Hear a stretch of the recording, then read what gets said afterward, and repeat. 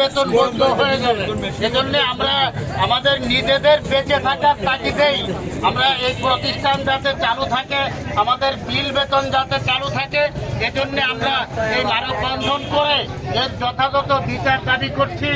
এর বিপক্ষে কোর্টে সাক্ষী দিয়েছে 4 জন সাক্ষী, তারপরে এজাহারে তার বিরুদ্ধে, চার্জশিটে তার বিরুদ্ধে, কিন্তু কিভাবে সে খালাস পায়, এজন্য আমরা এর পুনর্বিচার দাবি করছি।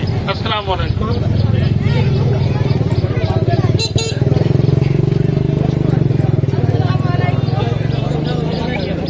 আমি মাহমুদা আক্তার, সহকারী মৌলভী, অত্র মাদ্রাসার শিক্ষিকা। আপনারা সবাই অবগত আছেন যে আমরা কোন কারণে মানববন্ধন করতেছি।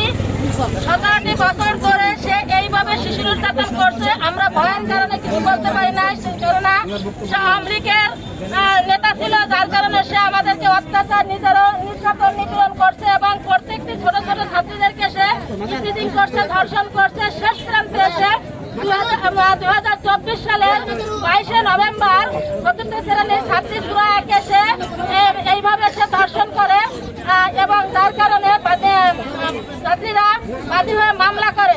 কিন্তু কোন কারণে বছর না ঘুরতে ঘুরতে সে মামলা থেকে খালাস পায় আমরা বুঝতে পারছি না।